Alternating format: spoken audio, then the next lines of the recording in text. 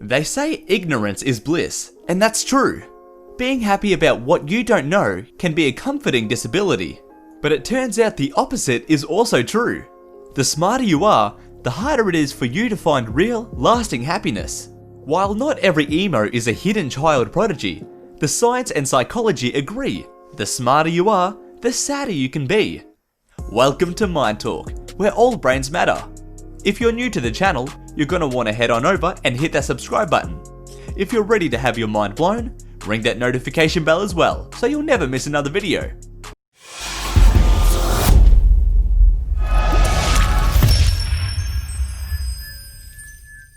In this episode of Mind Talk, we'll be exploring a strange phenomenon in why intelligent people can't find happiness. Let's quickly talk about happiness. If I asked you, are you happy? What would you think about? Do you think about the recent times you felt excitement, pleasure, love? Or do you weigh up and balance the good with the bad, determining which emotion you spent more time experiencing? The truth is, happiness is more than just fleeting moments of intense emotion. True happiness is contentment, being comfortable and safe in your environment and relationships. So why do the more intelligent of us have difficulty being and staying happy? Intelligent people are overthinkers who live in their heads.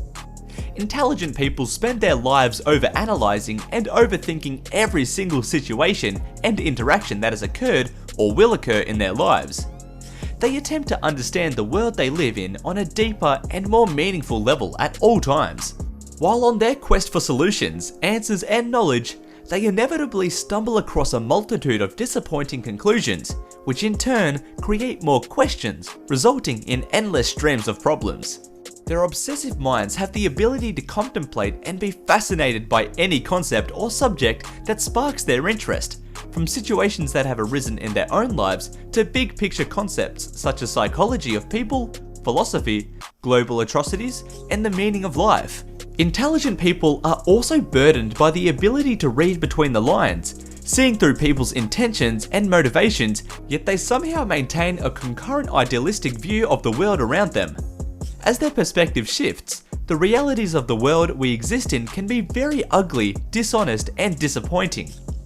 This new reality can induce feelings of hopelessness, resentment, anger, fear, despair, stress, or sadness. Constantly cycling through this loop of overthinking and analysis of the past, present, or future ultimately deprives intelligent people from living in the present moment, and the truth is that now is the only place we can find that ever elusive happiness. Intelligent people have high expectations of both themselves and others. People who are intelligent tend to be ferociously self-critical and impose harsh judgment on themselves and they have an articulate, intelligent internal monologue stuck on a loop of berating themselves for their own actions or perceived mistakes. In order to avoid this unhelpful cycle, they tend to set their own personal standards extremely high. Logically, if they can achieve an extremely high standard, then this will result in them feeling good enough and in turn, completely avoid their vicious internal monologue which negatively impacts their self-worth. This reasoning is fundamentally flawed because it can be considered as setting yourself up for failure. Sure, setting the bar high and striving to achieve high standards promotes growth and strengthens skills, but failure to successfully reach your own high standards has the equal and opposite outcome.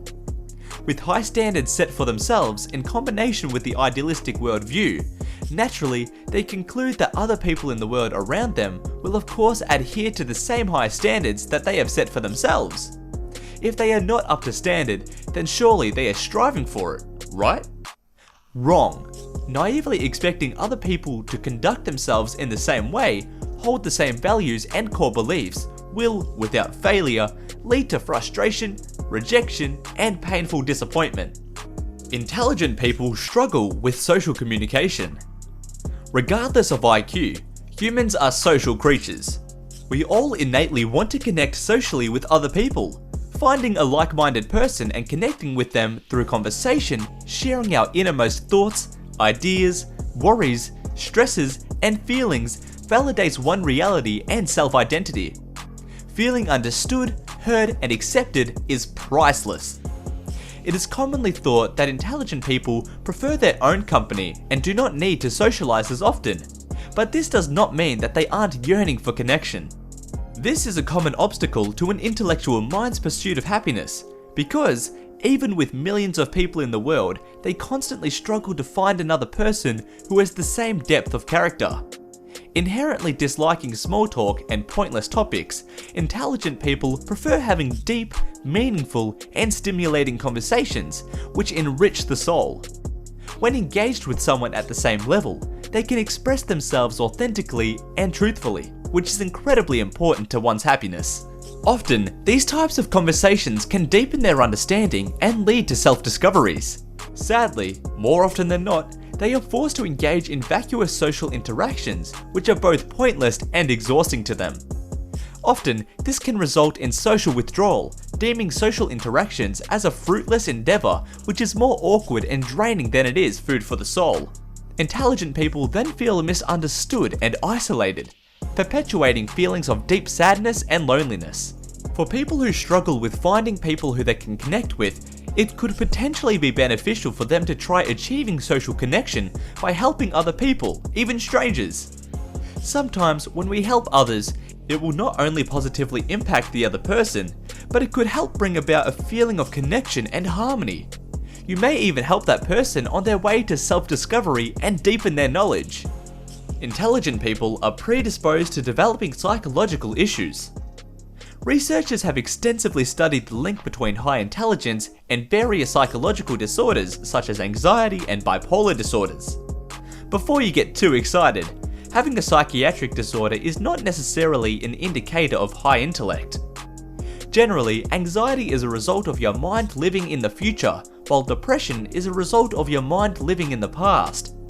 Sadly, this is where most intellectual minds tend to live.